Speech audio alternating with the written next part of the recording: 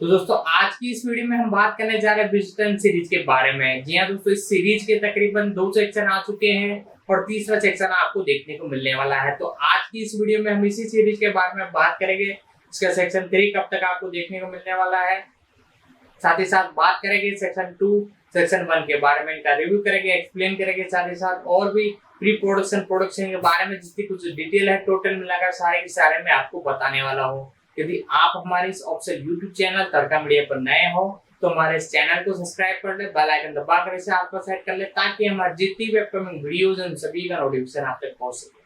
साथ ही साथ इस वीडियो को अपने दोस्तों तक भी शेयर करें ताकि वो भी इसे देख सके। साथ ही साथ जिस भी सीरीज के बारे में आपको जानना हो तो नीचे कमेंट कर सकते हो। तो दोस्तों इसके बारे में सेक्शन 3 के बारे में कुछ अपडेट है वो मैं आपको बताता हूँ। तो दोस्तों आज जैसा कि हमने आपको बताया कि हम एक सीरीज के बारे में बात कर रहे हैं जिसका सेक्शन 3 आपको बहुत जल्द देखने को मिलने वाला है। जी हाँ दोस्तों, इस सीरीज के बारे में बात की जाए तो सारी की सारी डिटेल मैं आपको बताऊंगा।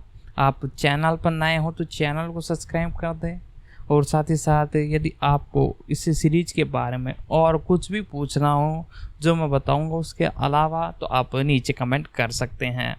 तो द विचर नेटफ्लिक्स के लिए लॉर्स सिस हार्जिस द्वारा बनाई गई एक फैंसी ड्रामा टेलीविज़न सीरीज है। यह पॉली लेखन और ऑर्डन स्पॉर की इसी नाम की पुस्तक श्रृंखला पर आधारित है। एक काल्पनिक मध्य युगित प्रेरित भूगत पर स्थित है जिसे महाद्वीप के नाम से जाना जाता है। द विचर इवेंट्स के गॉर्ड और वर्चन येर्स और राजकुमारी सीरी और विगदा की खोज करता है। इसमें हैनी कैलन और अन्य कॉलर को फ्रेज एल में लिया गया है। मुख्य रूप से ये एक हिस्टोरिकल और ड्रामा और एक तरह से मैं आपको बताऊं तो ये एक fantasy drama adventure action series है। साथ ही साथ इसका क्रेडिट यानी इसे बनाया है लॉरेड मिस हार्ची ने। साथ ही साथ ये आधारित है ऑर्जेंस इसकी द्वारा द विचर पर। मुख्य रूप से अभिनेता इसमें हैनी मुर्चिनी और फेयर एलन और इम्रो फॉर्नी और अन्या चालोत्रा और साथ ही साथ बॉय बॉन्टी और मायंत्री ब्यूरिक और रॉयल पियरेंस और मिमी ए काफियस, साथ ही साथ विलियम्स एल्बोरिस और अन्ना श्योर और महेश जादूगर और टॉम कैटर और मोशन सिमस और किब बॉल्टनिस। साथ ही साथ इसी के साथ इसमें म्यूजिक दिया है शोइना बोल्सोव और जियो मोस्टलेंस और जोफोर टैफलिन। साथ ही साथ मुख्य रूप से इसकी कंट्री है संयुक्त राज्य अमेरिका पोलैंड। मुख्य रूप से इसकी लैंग्वेज जो है वो इंग्लिश है। और साथ ही साथ सेक्शनों की बात की जाए तो 2 सेक्शन आपको देखने को मिल चुके हैं। साथ ही साथ तीसरा भी बहुत जल्द आपको देखने को मिलेगा। टोटल मिलाकर अब तक 16 एपिसोड आपको देखने को मिल चुके हैं और 8 आपको सेक्शन 3 में देखने को मिलेंगे। सारे ही एपिसोड के बारे में एक एक कर मैं आपको एक्सप्लेन करूंगा। उससे पहले इसके बारे में और थोड़ी डिटेल है वो मैं आपको बता देता हूँ। इसके एक तरह से प्रोडक्शन के अंदर आपको लोरेंस मिस्टन हैर्ची, सैन कैम्यू, एली आर्कोट, टोमर बैर्गी, साथ ही साथ स्टीफन गॉर्बर, मैर्टन ओर्टिन और माइकल ऑस्टन भी देखने को मिले हैं। साथ ही साथ निर्माता इसके व्यू डेमो हैं। साथ ही साथ इसी के साथ प्रोडक्शन स्थान यानी एक तरह से इसे बनाया गया है जिस स्थान पर से शूट किया गया है हॉर्गी सेक्शन 1, यूनाइटेड किंगडम सेक्शन 2 और 3। इसमें सिनेमेटोग्राफी का काम किया है जीनल फिलिपी गोस्फर्ट और गॉर्विन स्टोरथन ने। साथ ही साथ इसमें एडिटिंग लियॉन डैनी इंग्लिश और निक ऑर्सस और जेनी डैनी फोर्डिस और कूडस और जॉन वी रेशन ने। साथ ही साथ इसी के साथ इसके बारे में और अपडेट बताओ तो सिंगल कैमरा सेटअप द्वारा इसे शूट किया गया है और प्रत्येक एपिसोड की लेंथ की बात की जाए तो तकरीबन 50 से 70 मिनट। जी हाँ दोस्तों, पर एपिसोड की लेंथ है 50 से 70 मिनट जो कि बहुत ही बेहतरीन है।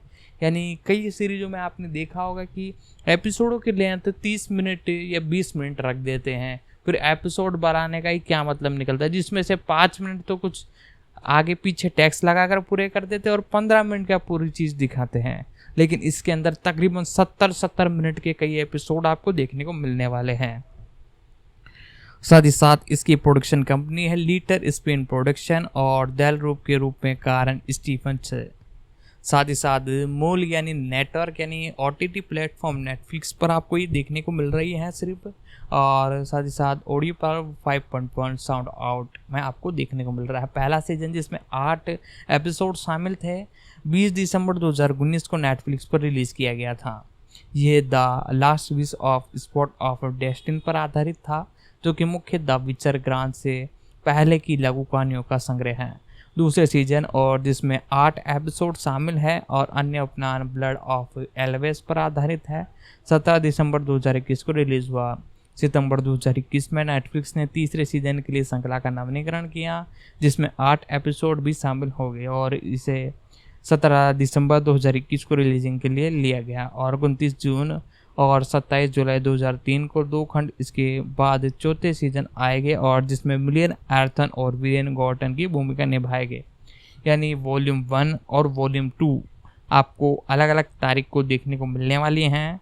29 जून को आपको वॉल्यूम 1 देखने को मिलेगी और 27 जुलाई 2023 को वॉल्यूम 2। जी हाँ दोस्तों, 2 वॉल्यूम्स के अंदर इसे रिलीज़ किया गया है। फर्स्ट वॉल्यूम कल के दिन यानी 29 जून को रिलीज की जा रही हैं और साथ ही साथ 27 जुलाई 2023 को वॉल्यूम 2। इसके बाद चौथे सीजन को लिए एक तरह से आपको तैयार रहना है, क्योंकि चौथा सीजन आपको देखने को मिलेगा जिसमें लियास, हार्मन वीरर और वॉर्टन की भूमिका निभाएंगे। एक एनिमेटेड मूल कहानी वाली फिल्म द विचर नाइटमेयर ऑफ द ब्लूट 30 अगस्त 2021 को रिलीज हुई थी।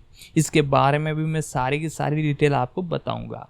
एक प्रीवियस मिनी सीरीज द विचर ब्लड ऑरिजिन 25 सितंबर 2023 को रिलीज हुई थी। साथ ही साथ इसकी स्टोरी के बारे में बात की जाए तो कहानी की शुरुआत में रिवी को गॉर्टन स्टीन और क्राउन प्रिंस गिरी और बॉर्टन की जादूगरी पियरन के साथ अलग अलग समय पर होती हैं, जो कि प्रारंभिक घटनाओं की खोज करती हैं जो पहले सीजन में उनके पात्रों को आकर देती हैं और अंत में एक ही समरेखा में विलय होने से पहले गोराउंड और सिरी उनके जन्म से पहले ही नियति से जुड़े हुए हैं। जब उसने अनजाने में आश्चर्य को कानून का अह करने के लिए अपनी सेवाओं के लिए पुरस्कार के रूप में उसे आगे बढ़ाया, तो आखिरकार दोनों के मिलने के बाद गॉर्टन राजकुमार राक्षस बन गया था और उसकी मदद करनी चाहिए और उसकी विभिन्न पीछा करने वाले के खिलाफ लड़ाई चालू हो चुकी थी। उसे एल्डेड ब्लेड और शक्तिशाली जादू को दृष्टि उद्रेक के लिए इस्तेमाल होने से रोका जा सके और सिरी और उनकी दुनिया को सुरक्षित रखा जा सके। साथ ही साथ रिविल गॉर्टन के रूप में हेनरी कैल्विन एक जादुई रूप में उद्देश्य राक्षस शिकार जिसमें चुड़ैल के रूप में जाना जाता है और सिरी के रूप में फेयर इलिस आपको देखने को मिले हैं। और बाकी कैरेक्टरों के बारे में जब हम डिस्कशन करेंगे उसके अंदर ये सब कवर कर लिया जाएगा। एपिसोडों की बात की जाए तो फर्स्ट सेक्शन आपको 20 सितंबर। तो दोस्तों इसी के साथ अब हम जानेंगे सेक्शन 1 के बारे में और इसके तकरीबन 8 एपिसोड हैं। एक एक कर सारे के बारे में डिटेल एक तरह से आपको बताएंगे और जहाँ तक हो पाएगा पूरा कवर करने की कोशिश करेंगे। अगर कवर नहीं हो पाता है तो इसका नेक्स्ट पार्ट आपको बहुत जल्द देखने को मिलने वाला है। तो नेक्स्ट पार्ट देखने के लिए आपको सिंपली हमारे चैनल को सब्सक्राइब करना है, बेल आइकन दबाकर इसे ऑल पर सेट करना है ताकि हमारी जितनी भी अपकमिंग वीडियोज़ हैं उन सभी का नोटिफिकेशन आप तक पहुँच सकें। साथ ही साथ इस वीडियो को अपने दोस्तों तक भी शेयर करें ताकि वो भी इसे देख सकें। तो सबसे पहले हम बात करते हैं एपिसोड नंबर 1 की अंत की शुरुआत, द एंड ऑफ स्टार। दोस्तों इस एपिसोड को एक तरह से डायरेक्ट किया है एलिक सैखरोव ने, साथ ही साथ इसे लिखा है लॉरेट मिस्ट हिरिच ने। साथ ही साथ 20 दिसंबर 2019 को इसे एक तरह से रिलीज़ किया गया है और रिविन के गॉर्टन की किरमोर के साथ लड़ाई के बाद 1231 में जब ब्लोर शहर में प्रवेश करता है और एक श्रापित राजकुमारी से डाकू बनने से रेफ्यूज से मिलता है।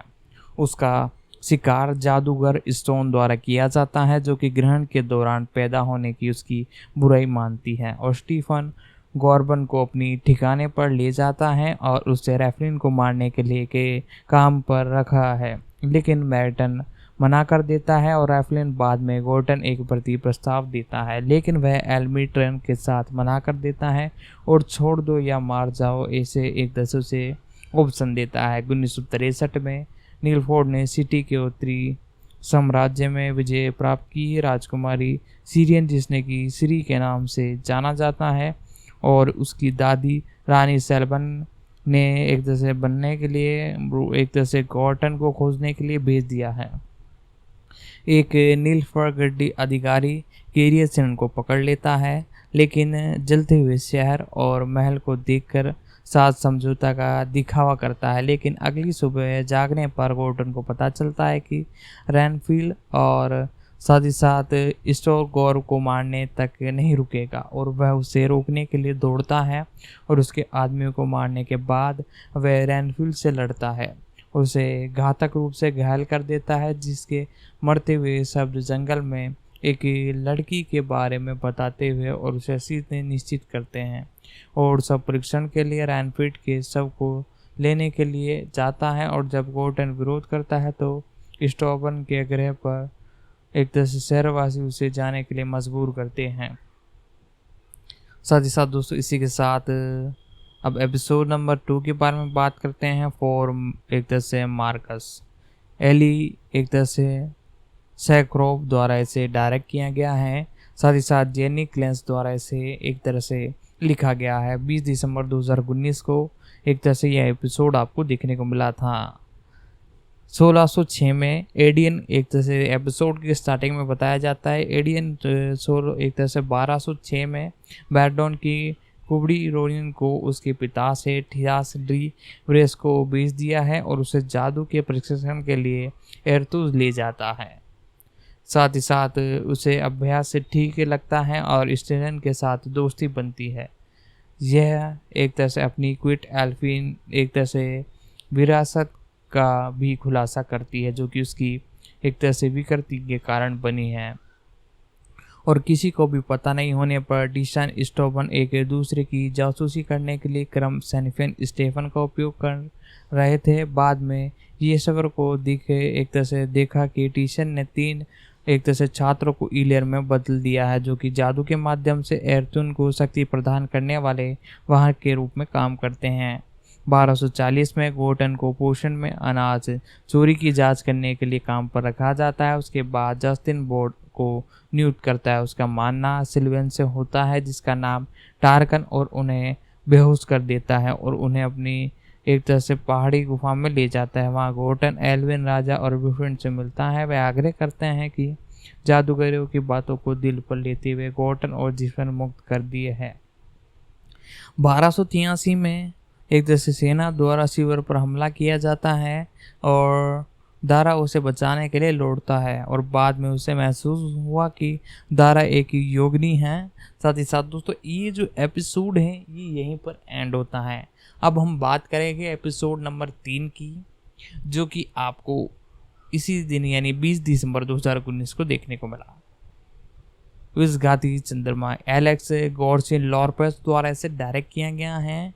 तो दोस्तों इसके एपिसोडों की बात की जाए तो 2 सेक्शन के अंदर तकरीबन मिलाकर एक तरह से 16 एपिसोड है और जिसके अंदर पर एपिसोड की लेंथ की बात की जाए तो 50 से एक तरह से 65 मिनट की लेंथ है, यानी तकरीबन 1 घंटा आप मान सकते हो तकरीबन एक एपिसोड की लेंथ इतनी है। और आने वाले सेक्शन में भी इसी प्रकार से लेंथ आपको देखने को मिलने वाली है। इसकी ऑप्शन जो लैंग्वेज है वो इंग्लिश है और हिंदी के अंदर भी इसे एक तरह से डब किया गया है। साथ ही साथ दोस्तों इसी के बारे में जितनी अपडेट थी यानी सेक्शन 3 के बारे में सारी की सारी मैंने आपको बताई अभी, और साथ ही साथ अब सेक्शन 2 के बारे में बात करेंगे। इसका पहले रिव्यू करेंगे, फिर सेक्शन 1 के बारे में जानेंगे, उसका रिव्यू करेंगे, फिर प्रोडक्शन कास्टिंग यानी टोटल बनाकर सब कुछ डिटेल इस सीरीज के बारे में बताने वाले हैं। तो दोस्तों इसके सेक्शन 2 के बारे में जानना चालू करते हैं।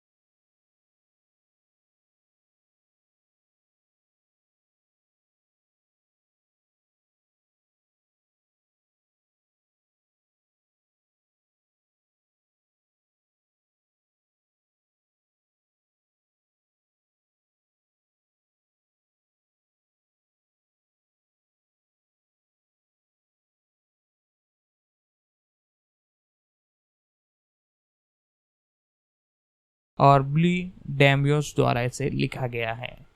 1210 में येनफिर स्टोन द्वारा प्रशिक्षण प्राप्त करते समय प्रेमी बन गया है, जबकि एक तरह से येनिफर के पास स्नातक स्तर की पढ़ाई के दौरान अपने शरीर को अपनी आदर्श छवि में बदलने का मौका है। जादूगरों को भाईचारे में अपना नया एक तरह से आपकर्ता और अपने संबंधित राज्यों में वोट इन करने पर चर्चा की है। उस्टेक कॉप की योजना के लिए मध्य से येनिफर को उसे योग्य रक्त के कारण उसकी पसंदीदा डेरियन को बजाय रिफंड को सौंप दिया है और येफियन अपनी प्रजनन क्षमता की कीमत को सुंदर बनाने के लिए दर्दनाक परिवर्तन से गुजरती हैं। अपने नए शरीर के साथ येनिफर डेटन के राजा में ब्रेन को सलाहकार के रूप में लेने के लिए आकर्षित करती हैं और इसके बजाय पिजन को नील फर्गार्ड और जादूगरनी सलाहना टीम मैडन द्वारा सहायक प्रदान किया जाता है। वे रक्षा की पहचान कर एक के रूप में जिसे फोर्डन और उसकी बहन राजकुमारी अंडन के बीच संबंध के बारे में सीखा था। 1963 में जब दारा मदद के लिए आता है तो सीरियन मदहोशी की हालत में एक घने जंगल में प्रवेश करता है। साथ ही साथ दोस्तों इसी के साथ एपिसोड नंबर 4 एक तरह से भोजन कमीना और तोस्ट के रूप में, यानी एक तरह से हिंदी टाइटल मैं आपको बता रहा हूँ, इंग्लिश टाइटल है बोन एक्वर्ड बेस्टन एंड द बुलियस। साथ ही साथ इसे एलेक्स गॉर्जन लॉर्फेस द्वारा डायरेक्ट किया गया है। साथ ही साथ डेक्सन डी बॉरंस द्वारा इसे लिखा गया है। 20 दिसंबर 2019 को ये एपिसोड आपको देखने को मिला था। 1240 में 3 वर्षों तक डियरन की सेवा करने के बाद योनिफर लियन की रानी किलिस के साथ एक हत्यारे द्वारा घात लगाकर हमला किया जाता है। अगली पीछे और येफन चेलिन और उसकी नवजात बेटी को हत्यारे से बचाने में असमर्थ होकर भाग गया है। 1950 में कोलराइट रानी केलियन की बेटी राजकुमारी पेवेट की सगाई की दावत से जैक्विन के साथ था। तो दोस्तों इसी के साथ हम आगे के जो एपिसोड है वो कंटिन्यूस आपको एक्सप्लेन करना चालू करते हैं। तो दोस्तों हम बात कर रहे थे एपिसोड नंबर एक तरह से 2 की, जो कि आपको देखने को मिला था, उसके बारे में डिस्कशन करते हुए 3 तक हम यानी टोटली पहुंच चुके थे। 3 भी हमने एक्सप्लेन कर दिया था और चौथा जो एपिसोड है उसे डायरेक्ट किया है डेक्लर डी बॉरस ने। ये भी आपको 20 दिसंबर 2019 को देखने को मिला। 1240 में 30 वर्षों तक डेरियन की सेवा करने के बाद येनिफर लियर की रानी कालिस के साथ एक हत्यारे द्वारा घात लगाकर हमला किया गया। आगामी पिक्चर में येनिफलेस और उसकी नवजात बेटी को हत्यारे से बचाने में असमर्थ हो गई है और 1950 में गोरेंट रानी कैथन की बेटी और राजकुमारी प्रेवेंट की सगाई की दावत में जिस्तन के साथ गई है। एलवाइड डिसिड्यूंस भी कहा जाता है और एर्चन ने आश्चर्य करने पर कानूनी माध्यम से पावेट का हाथ मांगने के लिए हस्तक्षेप किया है, जिसमें कई साल पहले अपनी पिता की जान बचाई थी। और ओर्जन एक अभिशाप से पीड़ित है जिसमें उसे हेजरोंग और मानव प्राणी में बदल दिया है और पेवेट की स्वीकृति और बावजूद कैलन से मना कर दिया है और विवाद शुरू हो गया है। जब कैल्थर उर्ची को मारने की कोशिश करता है तो पावट अपनी शक्ति को सक्रिय कर देता है और गोर्टन और माउंसे के हस्तक्षेप करने के बाद भंवर फैल जाती है। साथ ही साथ दोस्तों इसी के साथ बताया जाता है कि जब कैल्थन ऑर्चिन को मारने की कोशिश करता है तो पावट अपने शरीर की सक्रिय कर देता है और गोल्टन और माउंसरेट के हस्तक्षेप करने पर भंवर फैल देते हैं और अपनी बेटी की खुशी एक तरह से रखने के लिए कैथन ने ड्यूरी और पेवेट की शादी की है, साथ ही साथ जो उसके श्राप को हटा देता है और साथ ही साथ डेरेड की सहायता के लिए उभरी है और जो देख कर कहता है कि वह इनाम लेगा और गुरेट मजाक में आश्चर्य के नियम का अहन करती हैं, जिसके बाद ड्यूरे के पास छू होते हैं, लेकिन वह अभी तक नहीं एक तरह से जानता है कि वह भीड़ के तुरंत बाद चले गए। पावट गर्भवती है और 1963 में लील फॉर्ड की सेनाओं ने साउंड मैस और बॉफेन के साथ एक स्थिन की थी, जबकि गैर और फोर्जिन शरीर के स्थान पर लगती हैं। और साथ ही साथ इसी के साथ बताया जाता है कि द लास्ट विचर की ऑफ ब्रायन और ऑर्टन डेनियन और स्कीट डॉट पर आधारित है। ये एपिसोड फिर यहीं पर ख़त्म हो जाता है। अब हम बात करेंगे एपिसोड नंबर 5 की। जी हाँ दोस्तों, 5वां जो एपिसोड है बोल बंद भूख और चार्ल डॉट बैस्टन। हिंदी में मैं पूरा का पूरा टाइटल बता रहा हूँ, हिंदी में ही पूरी एक्सप्लेन कर रहा हूँ। बाकी नेटफ्लिक्स पे और भी कई प्लेटफॉर्म पर ही अवेलेबल है। इसने है कॉस्ट द्वारा ऐसे लिखा गया है और 1256 में पोर्टेन की सगाई के 7 साल बाद गोराइड और जिसर को एक जिन की खोज हुई है और गलती से इसे छोड़ देते हैं और प्रारंभ में ऐसा लगता है कि जाकर जिन का मालिक है, लेकिन फिर वह गंभीर रूप से बीमार पड़ जाता है और वह गोर्टन के एक तरह से निकट एक तरह से रहमन लगाने वाले योगिन चिरबोन में मदद मांगता है। लेकिन चूंकि उन्हें जस्टिन को ठीक करने के लिए एक जादूगर की आवश्यकता होती है, चिरजन इस चीज़ से उन्हें ये फन को पकड़ने और उसे अपनी प्रजनन क्षमता वापस देने की इच्छा पूरी करने के लिए मजबूर करने के लिए बोलता है। जैसे जिस पर अपनी अंतिम इच्छा का उपयोग करता है और कुछ नहीं होता और उसे यह पता लगता है कि वह जैटन और साथ ही साथ जिसने की वास्तव में इच्छा प्राप्त की थी। गोर्टन को पता लगता है कि जिन जॉर्फन को एक तरह से मार डालेगा, इसलिए वह उसे बचाने के लिए अपनी तीसरी और अंतिम इच्छा का उपयोग करता है। लेकिन इच्छा स्वयं प्रकट नहीं होती और जिन एक तरह से चला जाता है और वह स्वतंत्रता और सुरक्षा यूनि पूछता है कि उसकी तीसरी इच्छा क्या थी, लेकिन गर्लफ्रेंड बिना उत्तर दिए सेक्स करने के बाद सो जाता है। 1283 में कहर ने साउंड क्रेस की पहचान एक तरह से करने के बाद डॉफन को काम पर रखा है। डॉफलर उसके भौतिक स्वरूप को चादरों की नकील करती हैं और फिर उसे मार देती हैं। बाद में एंथर एक तरह से ग्रीक के रूप में उसे दिखता है और साथ ही साथ दोनों में गंभीर लड़ाई होती है। लेकिन साथ ही साथ माउंटसेक आता है और गिरिन और दारन को अपने हाथ छोड़ने का अनुरोध करता है। साथ ही साथ दोस्तों ये जो एपिसोड हैं ये भी यहीं पर ख़त्म होता है। एपिसोड नंबर अब 6 पर बात करते हैं दुर्भाग्य प्रजाति। चार्ल्टन बैट स्टॉप द्वारा इसे एक तरह से डायरेक्ट किया गया है और हेली हॉल्स द्वारा इसे लिखा गया है।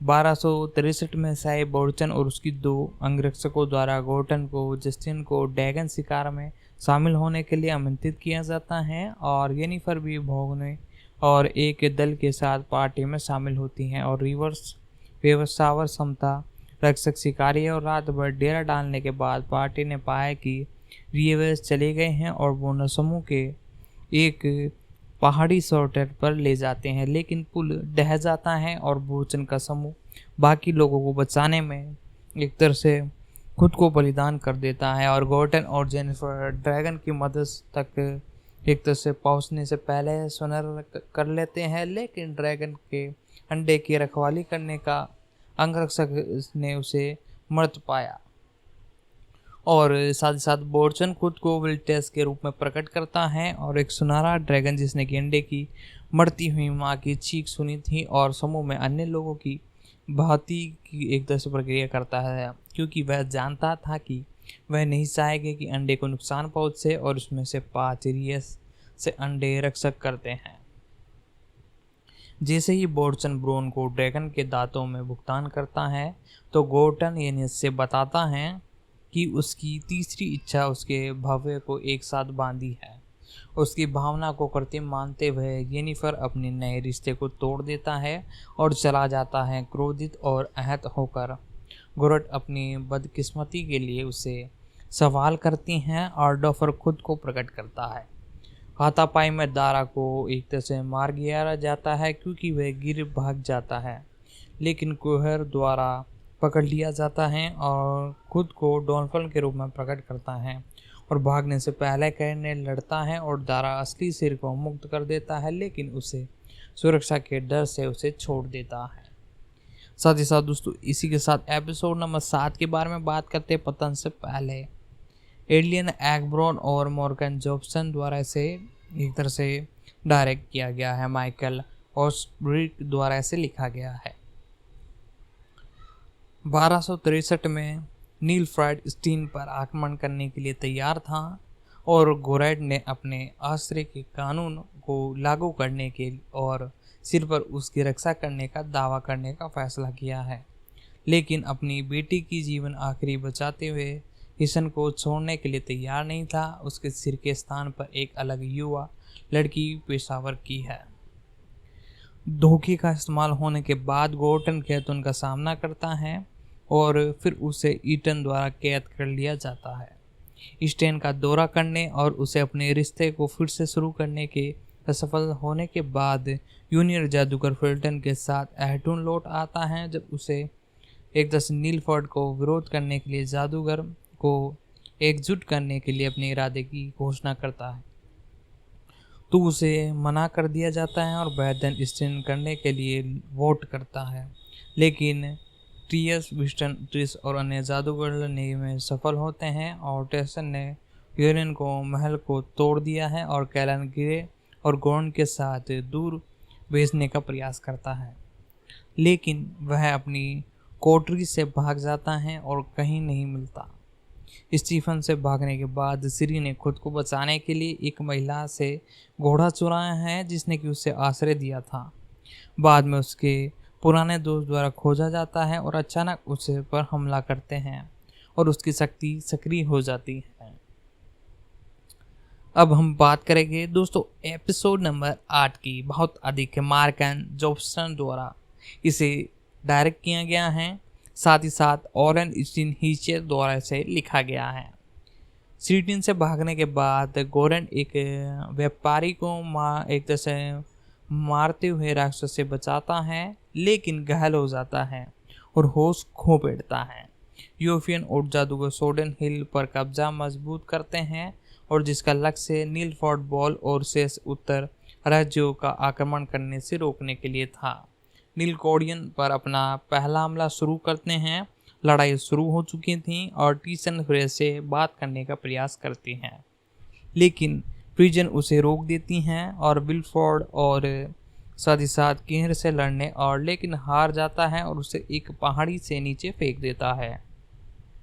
जब विलफोर्ड एक तरह से जागता है तो उसे उत्तर जादुई को मारता है और खुद को एक नैरकोट बताता है और नीलफोर्ड सैनिक और साथ ही साथ ने किले पर कब्जा करना शुरू कर दिया है, लेकिन हीरियन ने आगे की एक विशाल धारा को प्रवेशित किया है, फिर गायब हो जाता है और ग्रीक को उस महिला द्वारा जगाया जाता है जिसने उसे पहले घोड़ा चुराया था और अपने चारों और सबों को देखता है। महिला उसे अपने खेत में ले जाती हैं और गेराल्ड अपनी माँ विशेल के बारे में सपने एक तरह से देखता है जिसने उसे एक बच्चे के रूप में जादूगर बनाने के लिए छोड़ दिया था। फिर जागने पर उसे खुद को व्यापारी की एक तरह से गाड़ी पर पाता है। जब वह व्यापारी से खेत में पहुंच जाता है तो वह महिला उसे एक कदम से श्री के बारे में बात करने के लिए कहती है। वह जंगल में जाता है जहां सिर और वॉर्टन अंत में मिले थे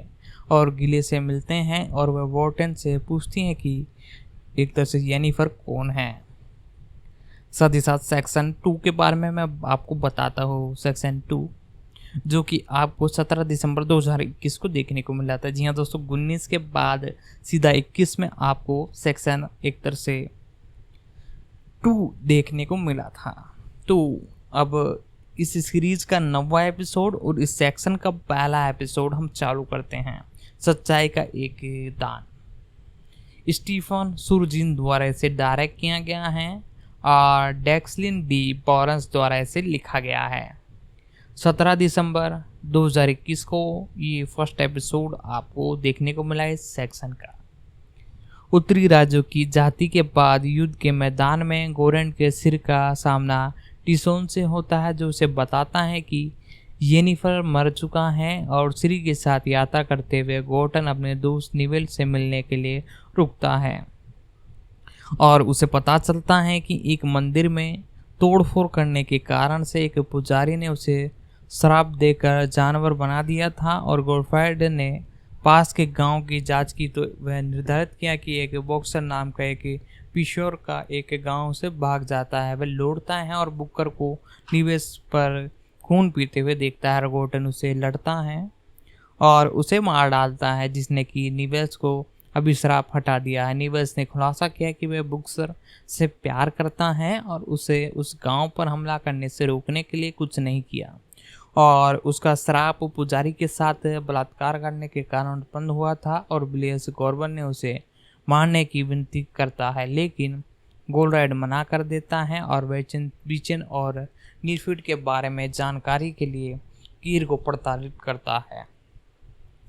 और फिजन ने जेनिन को बंदी बना लिया है और सीटन की ओर ले जा रहा है। तो दोस्तों ये था हमारा एपिसोड नंबर 1 सेक्शन 2 का, और इस सीरीज का एपिसोड नंबर 9। अब एपिसोड नंबर 10 और इस सेक्शन का एपिसोड नंबर 2, जिसका नाम है केरी मॉर्लेस। जी हाँ दोस्तों, स्टीफन चुरजिक द्वारा इसे लिखा गया है और ब्यू डैमस द्वारा इसे डायरेक्ट किया गया है। ये आपको 17 दिसंबर 2021 को देखने को मिला, यानी उसी टाइम पे वीकली वाइज या कोई वॉल्यूम 1 वॉल्यूम 2 करके कोई रिलीज नहीं की गई। इस बार सेक्शन 3 आपको देखने को मिल रहा है वॉल्यूम 2 के अंदर, यानी वॉल्यूम 1 आपको अभी देखने को मिलेगी कल के दिन, और फिर 27 जुलाई को आपको वॉल्यूम 3 देखने को मिलेगी। 2 टुकड़ों में से बांट कर रिलीज किया जा रहा है। इस एपिसोड की स्टार्टिंग में आपको देखने को मिलता है यूनिफर और फ्यूजन को काल्पनिक बोने ने प्रकट किया है, जो एक अखंडर मोनियन के पास खुदाई करते हैं, और उनका नेता जादुई फ्रोसन और फाइबन को एक सफ़ेद वस्त्र पहने हुए व्यक्ति को दर्शाता हुआ है, और जिसके बारे में उनका एक तरह से मानना है कि वह योगिन पैगन इचिन और जोल्फन को फ्यूजन भी कमाता है, और लाल और काले रंग की हुई आकृति का सपना दिखता है। साथ ही साथ जादूगरों द्वारा एक जादुई झोपड़ी के और जाने वाले एक छिपे हुए रास्ता एक तरह से उन्हें मिलता है, वह उसे ढूंढ लेते हैं। वहां से वे बैठन मदद से मिलते हैं।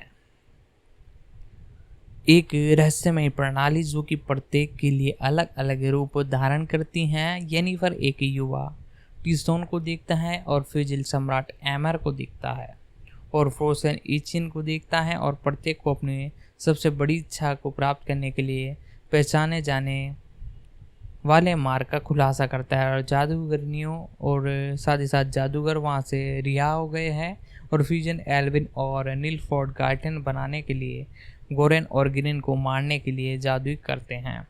साथ ही साथ ये महसूस हुआ कि गैरन मोर की सुरक्षा नहीं है, और गोटेन श्री को युद्ध में प्रशिक्षित करने में सहमत है। तो दोस्तों ये है हमारा दूसरा एपिसोड। तो दोस्तों अब तक हमने एक तरह से सेक्शन 2 के 2 एपिसोड एक्सप्लेन कर लिए हैं। अब इनके एक तरह से कैरेक्टरों के बारे में थोड़ी डिटेल में आपको बता देता हूँ, साथ ही साथ इनके एक तरह से डायरेक्टर के बारे में भी थोड़ी डिटेल में बता देता हूँ। तो दोस्तों सबसे पहले इस मूवी के जो डायरेक्टर हैं उनके बारे में बात करते हैं। लॉर्ड्स सिम्ट हार्सी द्वारा ये बनाई गई है सीरीज। इनका जन्म 1 अगस्त 1975 को हुआ। एक अमेरिकन टेलीविज़न निर्माता, स्क्रिप्ट राइटर, साथ ही साथ प्रोड्यूसर भी हैं।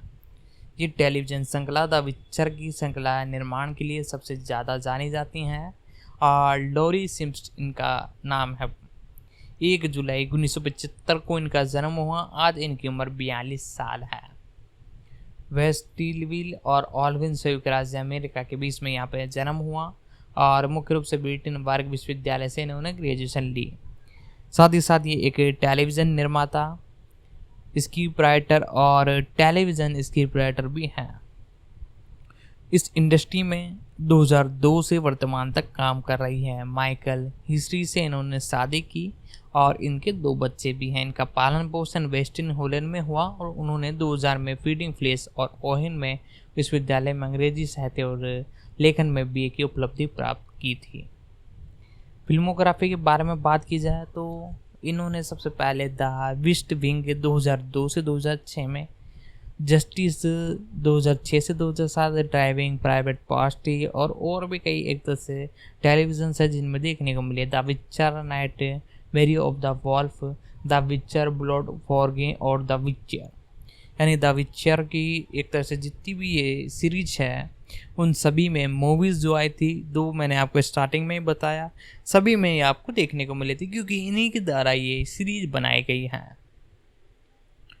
तो दोस्तों अब इनके कैरेक्टरों के बारे में जानते हैं। सबसे पहले जो कैरेक्टर आपको देखने को मिले हैं मेन रोल के अंदर, हेनरी विलियन डेल्बी कैलिस इनका पूरा नाम है।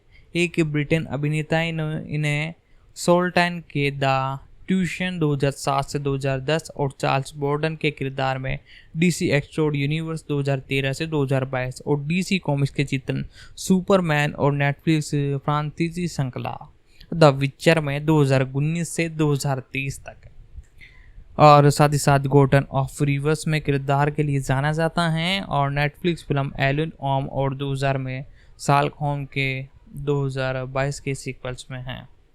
हेनरी विलियम्स डार्लिंग्स इनके एक तरह से इनका पूरा नाम है और कैल्विन्स एक तरह से ये पीछे लगाते हैं। 5 मई 1983 को इनका जन्म हुआ। आज इनकी उम्र 40 साल है। मुख्य रूप से ये एक ब्रिटेनी हैं, साथ ही साथ एक अभिनेता हैं और इस इंडस्ट्री में 2001 से वर्तमान तक काम कर रहे हैं। कैल्विस ने अपने करियर की शुरुआत फिल्म रूपांतर the crown of Martin Stein 2002 से की और वाइल्ड कैप्चर द क्लिशन 2003 में भूमिकाओं के साथ देखने को मिले। उन्होंने बीबीसी की द स्पेक्ट्रम लिनी फ्रिश 2002 और ITV की मैगजीन बर्ड 2003 सहित कई टेलीविजन श्रृंखला में सहायक भूमिकाएं निभाई और तब से वे ट्रीटन एंड ऑस्टिन 2006 और स्टान 2007 जैसी अन्य फिल्मों में दिखाई दिए। उन्होंने स्टान बोर्ड 2011 सुपरमैन के रूप में उनकी अंतर्राष्ट्रीय सफलता के बाद उन्होंने जासूसी film the cameo of the corn में 2015 में काम किया और मिशन इम्पॉसिबल आउटर 2018 में अभिनय किया। कैलिस का जन्म 5 मई 1983 को हुआ, जो कि चैनल द्वीप समूह सेंट लिवस और जर्सी में एक रोमन कैथोलिक परिवार में 5 लड़कों में से चौथे थे। जीसी ने एक रोमांस कैथोलिक परिवार के 5 लड़कों में से चौथे थे और उनकी जर्सी में जन्मी माँ बैरिन डेलगिन स्कॉट अंग्रेजी और आयरन मूल की थी। उनके पिता कॉलिंग वैन के जन्म रजिस्टर थे, इंग्लैंड के थे और साथ ही साथ इनके बारे में और डिटेल में आपको बताता हूँ। कैविल्स ने अपने फिल्मी करियर की शुरुआत लार्गोन 2001 और केविन नॉर्थफेल्ड के the count of Martin Stein 2002 के रूपांतरण में एक भूमिका के साथ की। उन्होंने बीबीसी की द स्पेक्टर नीली spin 2002, television film good boy mister chips 2002 और टेलीविजन श्रृंखला मिसमैड मर्डर्स 2003 और साथ ही साथ 2003 में उन्होंने माई कैप्चर द किशन सहायक भूमिका निभाने के बाद हैंड्राइड हेलवर्ड 2005 और द रेडियन हुड 2006 और साथ ही साथ स्टीफन एंड स्टोन 2006 में अभिनय किया। मैथ्यू वॉल और स्टीफन के लिए रूपांतरण के लिए उनकी एक छोटी भूमिका 2007 में देखने को मिली। साथ ही साथ दोस्तों इसी के साथ अब हम जानेंगे इनके बारे में और डिटेल। साथ ही साथ ये आपको मैन ऑफ एंकल 2015 में देखने को मिले, मिशन इम्पॉसिबल ऑफ आउटर 2018 में। और प्रारंभिक स्ट्रगल के बारे में बात की जाए तो केविन का जन्म 5 मई 1983 को हुआ, जो चैनल द्वीप समूह में सेंट हेलियन जीसी में एक रोमन कैथोलिक परिवार के 5 लड़कों में से चौथे थे। उनकी जर्सी में जन्मी माँ मेरन डेफिन अंग्रेजों और यर्कन मूल की थी। साथ ही साथ 2000 में रैबिन खेलते समय 16 वर्ष की कैनन मुलाकात अभिनेत्री रेशन से हुई, जो कि स्टोन से फिल्म फ्रोन ऑफ लाइफ की शूटिंग कर रहे थे। अभिनेताओं ने कुछ अभिनय युक्ति सुझाई और बाद में केविन को एक पैकेज भेजा। बाद में दोनों अभिनेताओं में मैन ऑफ स्टीन में एक साथ काम किया। केविन ने अपने फिल्मी करियर की शुरुआत लागानो 2001, Kevin stop out of Morton किस्त 2002, साथ ही साथ द स्पेक्टर लिनी मिस्टीम 2002, बीबीसी की the spectre Lily mystery 2002, television film good girl mystery chips 2002। Television श्रृंखलाओं में अपनी स्टार्टिंग की। 2003 में उन्होंने कई कैप्चर द केशन में सहायक भूमिका निभाई। इसके बाद हैंडराइज हेलबेट 2005, रेड राइडिंग हुड 2006 और टिस्पन एंड स्टोन 2006 में अभिनय किया। मैथ्यू वॉन स्टीफन के रूपांतर में उनकी एक छोटी भूमिका 2007 में देखने को मिली। 2007 से 2010 तक किलियन ने शोटेन की टेलीविज़न श्रृंखला द ट्यूडर्स में चार्ल्स बैडन सोल्फन के प्रथम ड्यूक के रूप में भूमिका निभाई थी। श्रृंखला को वास्तविक रूप से खूब सराहना मिली गई और 2007 में गोल्डन ग्लोबल अवार्ड्स के लिए भी इसे नामांकन किया गया और 2008 में एमी जीती और केविल्स ने अपने करियर को बढ़ावा देने का श्रेय इस शो को दिया। ये मेरे लिए अब तक का सबसे अच्छा काम है। केविल्स को अमेजिंग की 2004 की फिल्म सुपरमैन इंस्पायर्ड बाय और सुपरमैन की भूमिकाओं के लिए निर्धारित किया गया और मैकजी ने परियोजनाओं को हाथ खींच लिया और निर्देशक ब्रायन सिंगर ने निर्देशक की जिम्मेदारी संभाली, जिन्होंने बैटन रॉय और सुपरमैन रिटर्न में भूमिका दोहराई थी। और Harry Potter and the Gordon of force 2005 में केविन ने सोडियन ग्लिर की देखने के लिए प्रशंसाओं के लेखन प्रयास का कारण बनी और यह भूमिका अंततः रॉबर्ट पैटन को मिली और उन्होंने अपना परफेक्ट एडमिट कहा। हालांकि जब एक तरह से फिल्म एक तरह से रिलीज हुई तो इनके द्वारा से खराब रेटिंग भी दी गई थी। 2005 में किशन रोस ने जेम बॉर्डन की भूमिकाओं के लिए केविन मैन टीम पसंद थी और निर्माता और निर्देशक मार्टिन केवन ने उनके लिए डैनियल क्रेग के बीच उलझे हुए थे। आर्थिक तौर पर केपन्स ने केल्विन का समर्थन किया, लेकिन निर्माताओं ने पूरी बोर्ड को प्राथमिकता दी। साथ ही साथ इसी के चलते द ट्यूब ने दिखाई देने वाले केविन निर्देशक जोरियन सुमन की हॉरर फिल्म ब्लूड किक 2008 में आपको देखने को मिले। 2009 में सहायक भूमिका निभाई। उन्होंने 2011 की रिलीज हुई एक्शन फिल्म रोपांतन फिल्म इनफोक्ट यथ्रेन में भूमिका निभाई और 2012 में रिलीज हुई the cold life of the beat villain में अभिनय किया। 30 जनवरी 2021 को ये घोषणा की गई कि कैडविन के निर्देशक जैक स्पैन की मैन ऑफ स्टीफन में क्लैप कैट और सुपरमैन की भूमिकाओं में दिखाई दे चुके थे। स्पाइडर ने केनियन को कैप ऑफ एसी स्टोन पहचानने के लिए सही विकल्प कहा। मनोरंजन मीडिया ने सफलता का रहा हेनियन केविन की सराहना की। भूमिकाओं के लिए चुने जाने पर केविन ने टिप्पणी की कि सुपरमैन की सुपरमैन तक की सबसे अधिक मान्यता प्राप्त सम्मानित चित्रण है। 2016 में सीक्वेंस जिसमें बैटमैन एंड द बैटब्लूज के साथ एक क्रॉसओवर दिखाया गया। उन्होंने सुसाइड क्विट कलाकारों में अर्धचरित करने के लिए एक रोल भी निभाया। तो दोस्तों आज की इस वीडियो में हमने सीरीज के बारे में जाना। सेक्शन 1, 2 एक तरह से कवर कर लिया है। सेक्शन एक तरह से 1 बाकी है और साथ ही साथ 3 से रिलेटेड जो अपडेट थी और 1 में भी थोड़ा कुछ हमने जान लिया था, लेकिन फिर भी कुछ चीज बाकी है, उनके बारे में हम जान लेते हैं। और कैरेक्टर आपको 15 से 20 देखने को मिले, जो कि आपको अगले पार्ट में एक्सप्लेन करेंगे। कुछ कैरेक्टर एक तरह से बेसिकली मैंने बता दिए थे और कुछ एक तरह से अगले पार्ट के अंदर आपको देखने को मिलने वाले हैं। साथ ही साथ यदि आप हमारे इस चैनल पर नए हो तो चैनल को सब्सक्राइब तो करना ही है, बेल आइकन दबाकर उसे आपको सेट करना है। साथ ही साथ दोस्तों यदि आपको और भी किसी सीरीज या मूवी के बारे में जानना हो तो आप कमेंट कर दे। जिस भी लैंग्वेज में जानना हो उसका कैप्चर मैं ऐड करवा दूंगा। कैप्चर एक तरह से ऐड होने में एक तरह से यूट्यूब पर लगभग 24 से एक तरह से 48 घंटे का टाइम लगता है, इसलिए आप टेंशन मत लो, हर वीडियो में कैप्चर जरूर होगा। आप सीधा कमेंट कर दो, आपको जिस भी एक तरह से लैंग्वेज का कैप्चर चाहिए तो आप कमेंट कर दे, हम उस पर डेफिनेटली लाने की कोशिश करेंगे। हिंदी इंग्लिश तो बेसिक ये तो होता ही है। साथ ही साथ दोस्तों जिस भी सीरीज के एक्सप्लेनेशन चाहिए हिंदी में आप कमेंट कर सकते हो। तो दोस्तों आज इस सीरीज के बारे में जाना था और कुछ अपडेट थी वो भी मैंने आपको बताई और इसके अब थोड़ी सी डिटेल बची भी है वो और हम जान लेते हैं। तो दोस्तों इसी के साथ इनके बारे में और जितनी डिटेल है सारे के सारे मैं आपको बताता हूँ। केवल्स ने जिस्टिन लेग 2017 के नाटक संस्करण में सुपरमैन के रूप में वापसी की, जिसकी पारिवारिक त्रासदी के कारण स्पाइडर के प्रोजेक्ट छोड़ने के निर्देशक जोस वर्ड द्वारा फिर से तैयार किए गए थे और स्पाइडर कट देखने के लिए एक ग्राह्य प्रशंसक अभिनेताओं के बाद जैक स्पाइडर की जिस्टिन लेग में फिर से दिखाई दिए, जिसका प्रीमियम आपको 2021 में HBO मैक्स पर हुआ।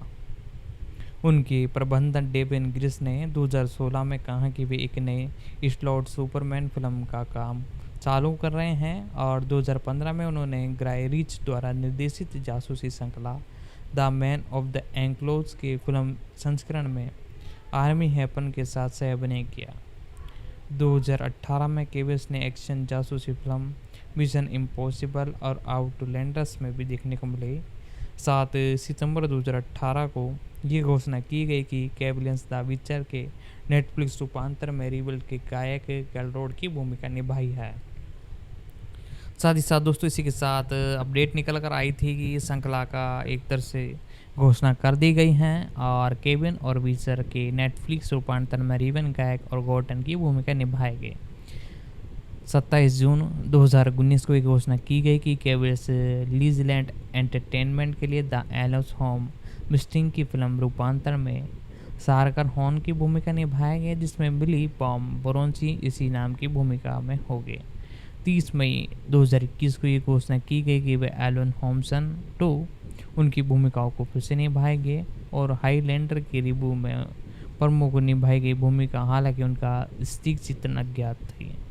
8 जुलाई 2021 को ये बताया गया कि केविन निरसांग मैथ्यू वॉन की नई जासूसी फिल्म ऑर्गन के लिए एक ऑल स्टोन कास्ट शामिल हो गए। उसी महीने डेलाइट के एक लेखन ने पुष्टि की कि वह द रोजन इम्पैक्ट में अभिनय करेंगे, जो कि स्टीफन पॉल द्वारा निर्देशित और इसी नाम की किताब पर आधारित है, जो ऑस्ट्रेलिया लेखन ग्रीम स्टीन द्वारा बनाई गई हैं। केविल्स ने ब्लेड एडम में सुपरमैन के रूप में वापसी करने पर वनस ब्रदर्स के साथ एक बार अनुभव की बातचीत की और फिल्म के मध्य केडिन दृश्य में एक कैमियो में दिखाई दिए। बाद में मैन ऑफ स्टीफन की अगली कड़ी को विकसित करने में वापस डाल दी गई, जिसमें केविन की वापसी तय थी। उन्होंने अक्टूबर 2020 में पुष्टि की कि वे एक भविष्य में DCU फिल्म में निभाई होते हुए देखे गए और अपने मिड क्रेडिट कैमियो को आने वाली चीज़ों का एक बहुत छोटा सा स्वाद बताया। हालांकि दिसंबर 2022 में केमिन ने एक बयान जारी किया जिसमें DC स्टूडियोज़ की एक अधिकारी जेसन गॉन के साथ उनकी मुलाकात हुई थी। तो दोस्तों अब इनकी फिल्मोग्राफी के बारे में बात कर लेते हैं।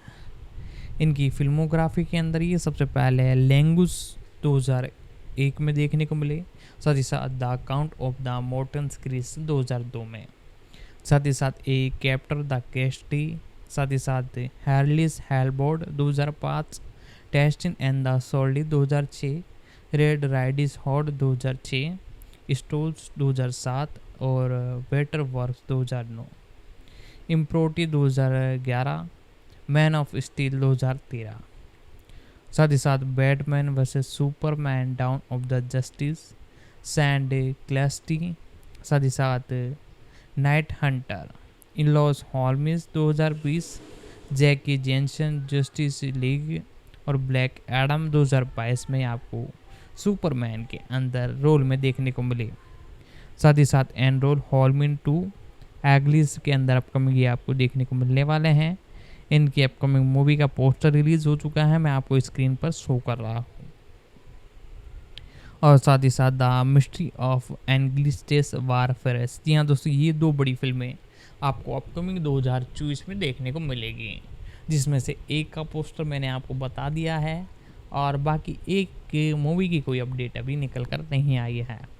टेलीविजन्स के अंदर ये आपको द इम्पैक्ट लेली 2002 में देखने को मिले, साथ ही साथ मैडसम मर्डर्स 2003 में, द ट्रूबन 2007 से 2010, द विचर में आपको कंटिन्यू देखने को मिल रहे हैं। स्क्वाडर 42 इनका अपकमिंग वीडियो गेम भी आपको देखने को मिलने वाला है। जी हाँ दोस्तों, अपकमिंग ये आपको बहुत ही जल्द देखने को मिलेगा। अवार्ड्स और नॉमिनेशन की बात की जाए तो क्रिएटिव चॉइस मूवी अवार्ड इन्होंने जीता 2014 में, साथ ही साथ 2022 में क्रिएटिव चॉइस सुपर अवार्ड और golden rapid award 2017, HCA TV awards 2022, साथ ही साथ kids choice award 2017, MTV movie award 2014, new now next award 2022 और साथ ही साथ और भी कई अवार्ड इन्होंने अपने करियर में जीते। साथ ही साथ गोल्डन ग्लोबर अवार्ड और हॉट स्टार स्ट्रीमिंग अवार्ड भी इन्होंने जीता। साथ ही साथ स्टेज अवार्ड और हाल ही में 2022 के अंदर में इन्होंने स्टीफन अवार्ड भी जीता है। जी हाँ दोस्तों, इसी के साथ दोस्तों और भी कई अपडेट हैं, वो सारे के सारे मैं आपको बताने जा रहा हूँ। आपसे मैं यही कहना चाहूँगा, यदि आपको वीडियो पसंद आई तो वीडियो को लाइक कर दे, चैनल पर नए हो तो चैनल को सब्सक्राइब कर ले। तो दोस्तों अब हम आगे बढ़ते हैं और इन कलाकारों के बारे में जानते हैं।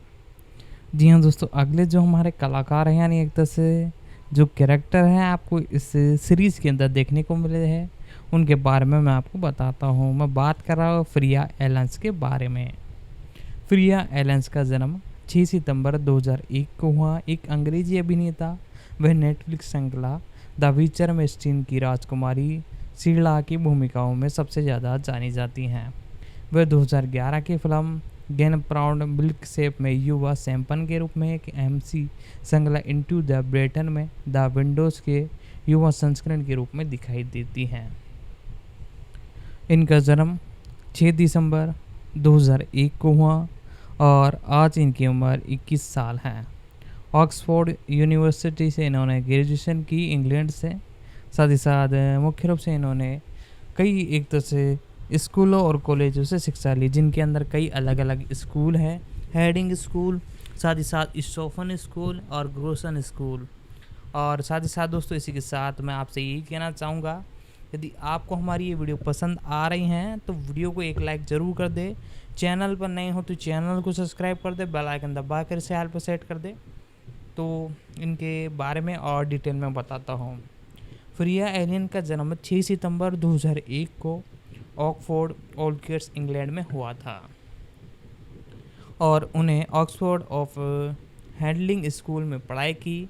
एलन ने बंदी शहर में स्किन के राष्ट्रीय फिल्म और टेलीविज़न स्कूल में अपनी काल्पनिक शिक्षा प्राप्त की, जहां उन्हें अभिनय अध्ययन एक तरह से हिस्से के रूप में उन्हें 2 लघु फिल्म और द किस्टन ट्री में अभिनय किया। साथ ही साथ फिल्म कैप्टन विश में लीडो की भूमिका निभाई। एलन ने 2019 की बीबीसी नाटक the war of the words के पहले एपिसोड में एक छोटी भूमिका निभाई। उसी वर्ष वे सोन में मुख्य पृष्ठ पर दिखाई दिए पत्रिका जब वह अपनी 10वीं वर्षगांठ मना रहे थे। साथ ही साथ एलियन के नेटफ्लिक्स की मूल श्रृंखला द विचर में हेनियर केविंस के साथ सीरीज के अंदर आपको देखने को मिले। और साथ ही साथ दोस्तों इसी के साथ 2020 की शुरुआत में लंदन में निर्माताओं के साथ ये मिल गई और 2021 में नेटफ्लिक्स का सीरीज के अंदर इन्होंने अपना कमबैक किया। साथ ही साथ हेनरी केवन गॉर्बन ऑब्रियंस के साथ एक फाइटर बनने के लिए प्रशिक्षण लेते हुए दिखाई दी। 2021 में एलियन को रूबी बर्ग के साथ एक आगामी हॉरर फिल्म बैड गॉड की प्रमुख भूमिकाओं के लिए लिया गया। फिल्म का निर्देशन एल्बर्ट कोडियन ने किया है। तो इनकी फिल्मोग्राफी के बारे में बात करते हैं। 2017 में ब्लूडी बर्ड में ये आपको सबसे पहले देखने को मिली और द चिरमेस्ट्री और कैप्टन फिशन 2017 में ये आपको देखने को मिले और ग्रूवर्ड मिल्कवर्ड में भी आपको देखने को मिले। 2024 में kingdom of the planet of the apps में अपकमिंग आपको देखने को मिलने वाली हैं। साथ ही साथ बैगहेड एक तरह से इनकी अपकमिंग है, जिसकी डेट अभी तक फिक्स नहीं की गई है, कब तक आपको देखने को मिली। TV series the third day 2020 में 5 एपिसोड में तकरीबन देखने को मिली हैं और द विचर के अंदर तो हैं the war of the words में 2019 के अंदर 2 एपिसोडों में आपको देखने को मिली थी। तो दोस्तों इनके बारे में जितनी डिटेल हो सकती थी मैंने बताई और अब अगले कैरेक्टर पर हम बात करेंगे। जी हाँ दोस्तों, जिनका एक तरह से नाम है एक तरह से आन्या चालोत्रा।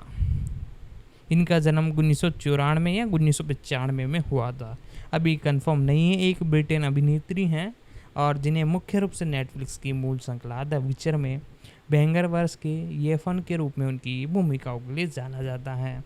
उन्होंने वेंडर लास्ट में अभिनय के लिए जाना जाता है। मुख्य रूप से 1994 या 1995 में इनका जन्म हुआ। आज इनकी उम्र तकरीबन 28 से 27 साल है। साथ ही साथ लंदन एकेडमी ऑफ म्यूजिक से इन्होंने ग्रेजुएशन लिया और साथ ही साथ मुख्य रूप से एक अभिनेता है 2016 से इस इंडस्ट्री में काम कर रही है। चार्लोट का जन्म वोलहैम्पटन इंग्लैंड में हुआ। उनके पिता भारतीय और मां अंग्रेजिन थी। मुख्य रूप से वह अपने माता पिता और 2 भाई बहनों में एक बड़ी बहन रिया है। और इनके बारे में और डिटेल में बताऊँ तो चार्लोट ने कई स्टेज प्रस्तुतियों में भी अभिनय किया, जिनमें 15 अक्टूबर 2017 तक मच एडोन एबडेन थैंडिंग थी और 6 अक्टूबर 2018 को द विचर शामिल थी। चार्लोट वर्तमान में नेटफ्लिक्स फंतासी नाटक द विचर में पैनकर नेवंस के रूप में प्रमुख भूमिकाओं में दिखाई दिए। उन्होंने अब तक की रिलीज हुई 2 सीजनों में अभिनय किया। पहला सीजन का प्रीमियम 20 दिसंबर 2019 को हुआ और दूसरा 17 दिसंबर 2021 को। 15 जुलाई 2020 को घोषणा की गई कि वह चार्लोट एक विज्ञान फाइन एनिमेशन श्रृंखला न्यू गेम्स में वोरियल कास्ट में दिखाई देंगे और 30 सितंबर 2020 को वह चार्लोट ने नो मास नाम का एक टेलीविज़न लघु फिल्म विशेष के रूप में अभिनय किया, जो कि स्काई 8 में प्रसारित हुआ। ये विशेष कोविड-19 महामारी के दौरान पूर्व लंदन के प्रमुख पैरालाइज कार्यकर्ताओं के लिए वास्तविक जीवन की गवाही पर आधारित है। पहली बार 26 दिसंबर 2020 को रिलीज़ हुई। एक तरह से चार्लोट ने BBC साउंड ट्रैक के विज्ञापन ब्रांड ऑक्टन में द फिशर एंड बिस की आवाज़ दी। साथ ही साथ टेलीविज़न भूमिकाओं में भी कई बार ये देखने को मिली। सफ़र का अनुराग, MBC हत्यारा, साथ ही साथ जादूगर, क्वेश्चन मार्क और भी कई एक तरह से सीरीजों में आपको देखने को मिली। साथ ही साथ मैं आपसे यही कहना चाहूँगा, यदि चैनल पर नए हो तो चैनल को सब्सक्राइब कर लीजिए। पहले तो बेल आइकन दबाकर इसे ऑल पर सेट कर ले। तो अगले कलाकार के ऊपर हम बात करते हैं। जी हाँ दोस्तों, जिनका नाम है जोए बॉन्टी। जोए बॉन्टी, इनका जन्म 1980 में हुआ। एक अंग्रेजी अभिनेता, संगीतकार, गायक, सिंगर, एक तरह से गीतकार हैं। हिंदी इंग्लिश दोनों में मैंने आपको बताया। और इन्होंने नेटफ्लिक्स फ्रांसीसी श्रृंखला द विचर में पॉट जिस्टन की भूमिका निभाने के लिए जाना जाता है, जहां उन्होंने टॉस एक कोयल यू वॉच विचर के एक श्रृंखला में आपको देखने को मिली। साथ ही साथ 1980 में इनका जन्म हुआ। आज इनकी उम्र 34 साल है। मुख्य रूप से ये एक अभिनेता, सिंगर हैं और इनके बारे में और मैं डिटेल बताता हूँ। ब्रिटेन की पहली फिल्म 2013 की Britain thriller murder on the home freed थी और जिसका निर्देशन जेफरी सैक्स ने किया था। 2014 में वह लॉस फोर्सिन द्वारा निर्देशित द राइट क्लब में दिखाई दिए और साथ ही साथ 2017 में वॉलमर्टन में मुख्य रूप से देखने को मिले। नाइटेड टेम्पर पर केंद्रित 14वीं शताब्दी की आवृत्ति की एक टुकड़ा है, जहां उन्होंने होली ग्रे की भूमिका निभाई। और बेटिन इट लॉग ब्रेड एंड द अमेजोन डिविंस के गायक और संगीतकार होने के साथ साथ प्राथमिक लेखक और संगीतकार हैं। द विचर के नेटफ्लिक्स रूपांतरण में बेटिन ने श्रृंखला में प्रदर्शित निम्नलिखित गीतों का प्रदर्शन किया। फिल्मोग्राफी के बारे में बात करते हैं तो सबसे पहले 2014 में द रैम्बो क्लब और 2016 में बॉल्बी केक्स में आपको देखने को मिले। फिल्म स्टार डॉन डी लेप्री में 2017 में और म्यूटन ऑन द होम फोर्टन, साथ ही साथ द विचर क्वीन और माउंटेन फ्रोशन इन द डार्क में भी आपको एक तरह से देखने को मिले। साथ ही साथ और भी कई मूवीज़ है जैसा कि किंग फ्रेंड, स्नेक और the war of the words. The विचर में 2019 से आपको कंटिन्यूस देखने को मिल रहे हैं। वॉल्यूम 4 भी आपको देखने को मिलेगा, नहीं एक तरह से सॉरी दोस्तों, सेक्शन 4। जी हाँ दोस्तों, अभी जो सेक्शन आया है सेक्शन 3, उसमें 2 वॉल्यूम है। जैसा कि मैंने स्टार्टिंग में बताया, वॉल्यूम 1 आपको कल के दिन देखने को मिलेगी और वॉल्यूम 2 आपको 27 जुलाई को देखने को मिलने वाली है। साथ ही साथ बिली द किड्स में भी आपको ये देखने को मिले थे। तो दोस्तों इनकी एक गेम वीडियो भी है 2016 में ड्रैगन क्रू हैरस 2, जिसके अंदर ये वॉइस एक तरह से देते हुए नजर आए हैं। तो दोस्तों मैं आपसे यही कहना चाहूँगा, यदि आपको हमारी ये वीडियो पसंद आ रही हैं तो वीडियो को लाइक कर दे। चैनल पर नए हो तो चैनल को सब्सक्राइब कर ले, बेल आइकन दबा कर इसे ऑल पर सेट कर ले, ताकि हमारे जितनी भी अपकमिंग वीडियोज़ हैं उन सभी का नोटिफिकेशन आप तक पहुँच सके। साथ ही साथ इस वीडियो को अपने दोस्तों तक भी शेयर करें ताकि वो भी इसे देख सके। और साथ ही साथ जिस भी सीरीज़ या मूवी के बारे में आपको जानना हो, सिंपली उस सीरीज़ या मूवी का नाम आप नीचे कमेंट बॉक्स में आकर लिख सकते हैं। हम उस पर डेफिनेटली वीडियो लाने की कोशिश करेंगे। साथ ही साथ दोस्तों इस वीडियो को अपने दोस्तों तक भी शेयर करें ताकि वो भी इसे देख सकें। और दोस्तों आज की वीडियो में हमने इस सीरीज़ के बारे में कई अपडेट और सारी कुछ डिटेल आपको बताई। तो दोस्तों आज की इस वीडियो में हमने इस सीरीज के बारे में जाना। सेक्शन 1, 2 और 3 तीनों मिलाकर तीनों का एक तरह से पूरा निचोड़ दिया है, रिव्यू कर दिया है, एक्सप्लेन कर दिया है। 3 के बारे में जो अपडेट थी सब कुछ यानी मैंने बता दिया, फैक्ट भी बता दिया। और आप किसी भी ओटीटी प्लेटफॉर्म की सीरीज या मूवी जिसको आप किसी में एक तरह से एक्सप्लेन चाहते हो या आप एक तरह से जानना चाहते हो, चाहे वो डिज्नी हॉटस्टार हो, एप्पल प्लस, प्राइम वीडियो या किसी भी स्टेंज या फिर एचबीओ, कोई सी भी ओटीटी प्लेटफॉर्म की हो, आपको सिंपली नीचे कमेंट करना है और सीरीज का नाम लिख देना है। हम उस पर डेफिनेटली वीडियो लाने की कोशिश करेंगे।